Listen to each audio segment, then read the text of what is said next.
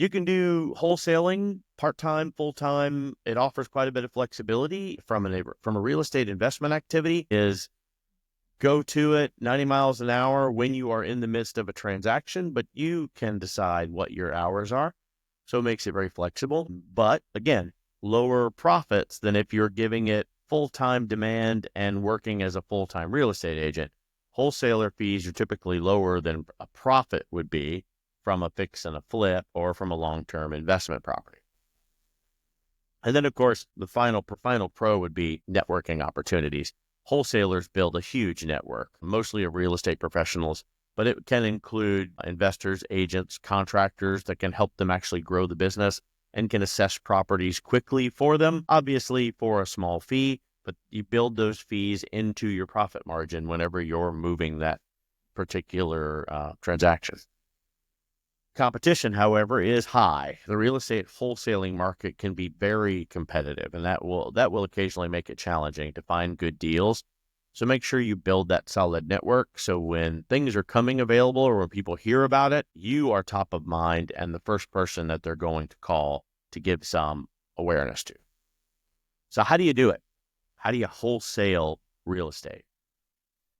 Several steps to learn how to do this. The skills needed research, negotiation, project management is a great one. Solid networking, moving quickly from contracts to sellers and to assignments to a buyer, understanding how to close, then preparation is crucial. The more you prepare, the less time and money that is wasted. So if I'm going to give you a step-by-step guide on how to do it, let's get started. Step one would be finding a distressed property. You're going to start by finding the distressed property. So you learn how to get into wholesale real estate by finding properties that have best potential profit. Distressed properties, often in poor condition, are owned by motivated sellers or sellers that are advertising that they have financing opportunities within, which means that they aren't afraid to operate as the bank, which also means they're not afraid to wait a little bit longer for a wholesaler to actually move this property for them. New investors often use free or low-cost methods like real estate groups, online sites, assistance to help find properties, and an experienced investor has additional resources and larger networks, obviously. Unlike traditional sales scenarios, working with homes in pre-foreclosure can also provide a unique opportunity and support and assist a distressed homeowner during a challenging transition, but the complications behind that conversation can be difficult, stressful, and certainly you want to be aware of the situation that the homeowner may be in and the additional stresses that are going through their day-to-day life while this transaction is being pushed at rocket speed. You must have accurate contract information, mailing addresses, phone numbers, establish viable lead systems. RedX does a great job of compiling this kind of data for you, and it'll save you the effort of having to do it yourself. Then, number two, negotiating an offer with the seller. You've got to be able to negotiate a deal and then convince property owner to sell, although crucial, convincing them to sell at a lower price than if they were to go into the traditional real estate market is above that. You've got to be able to build trust with owners. Wholesalers should be professional, punctual, not only approachable, but fast on the response. There is no opportunity for you to, hey, let me find out and I'll get back to you on that. You need to be able to pick up the phone and get the answers right there in front of them if you don't know it. They need to see you are a creature of the hustle. They need to trust that you are about the speed and manageability of this transaction. Let the seller know how you're going to handle the contract, how you're going to handle inspections, appraisals, closings. You're going to alleviate all of the homeowner's burdens on this.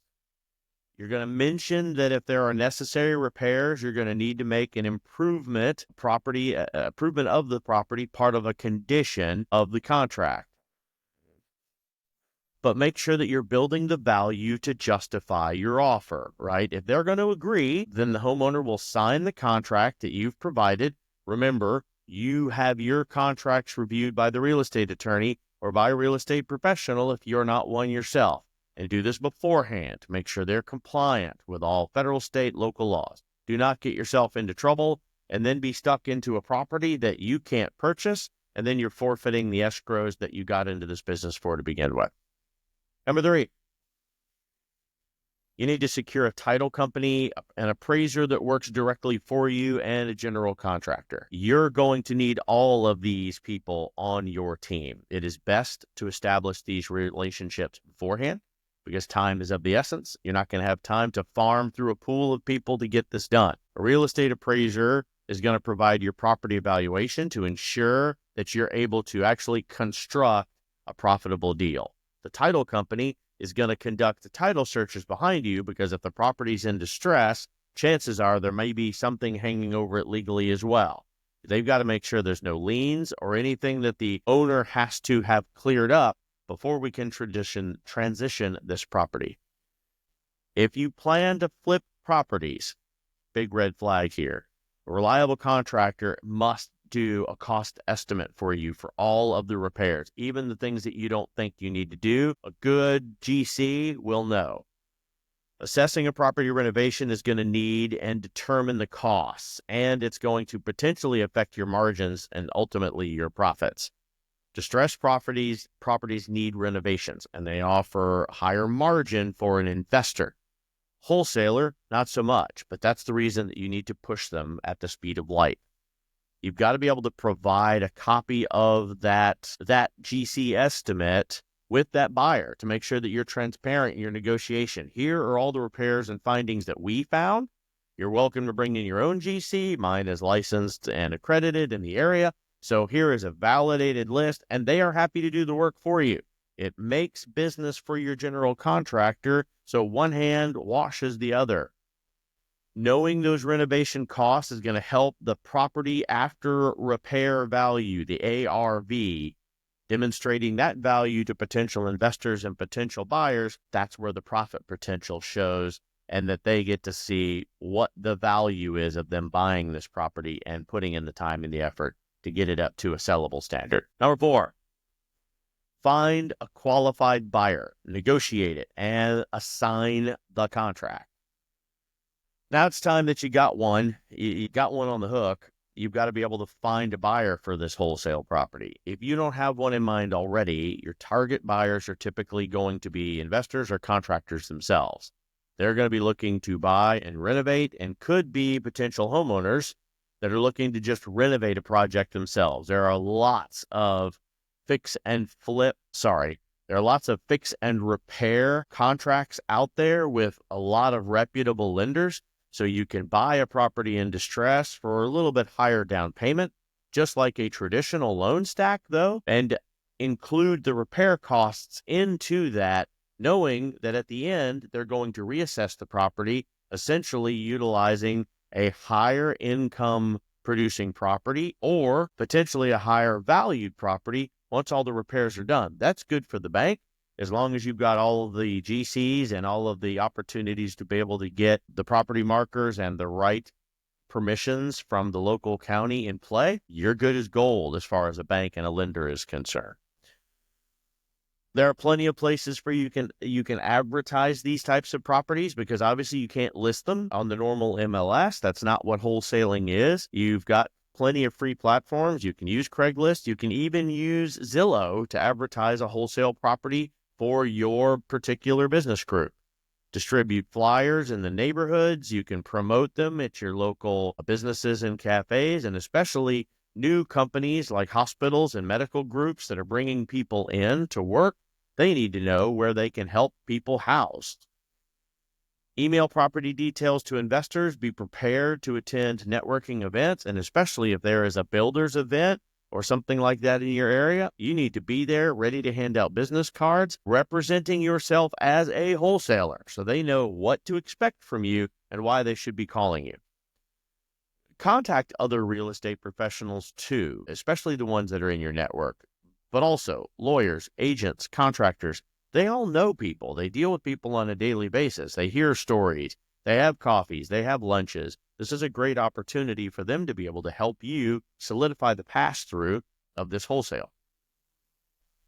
Once you find that interested buyer, you're going to negotiate the deal so that you can assign the contract. You're going to use contractors' estimates to your advantage, and that's going to stress that sense of urgency. The buyer should provide a good faith deposit payable to you or the title company in the escrow.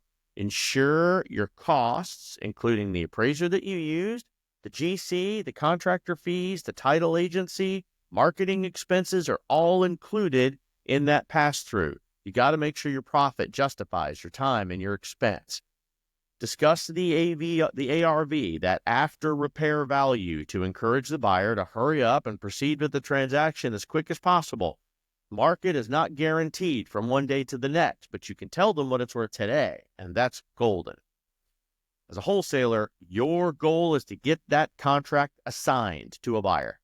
So use any free site that you can, attract your prospective buyers and your signees, ensure that your homeowner is on board with your posting and upload photos and property details. And then you can leave out the address to stay discreet, right? You can just create a listing for free on Zillow today. It's simple. When you're going to start a prospective buyer's database so that you can collect information for people that are calling you with interest, that way you can call those people back. This may not be the property for them, but the next one you find as a wholesaler may be. You're going to create a buyer's pool, and through a great CRM or through an email platform, you're able to send out information on brand new properties that you have at your disposal quickly and efficiently, and get return conversations around whether or not people are truly interested.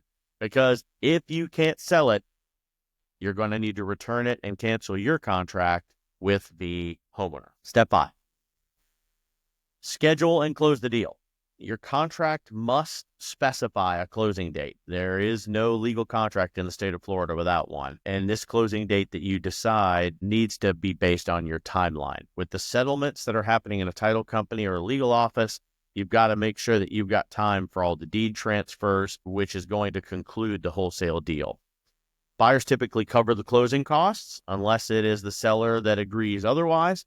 And then you'll collect your contract assignment and facilitation fee or net proceeds, depending on how you wrote the contract, at the closing table, especially if you go through that double closing route. The assignment clauses that are built into the Florida Fire Bar Association contracts means that the wholesaler typically does not take ownership ever. It is simply transfer to the investor buyer. So often in the investor or their company's name, that will avoid the double transfer taxes, right?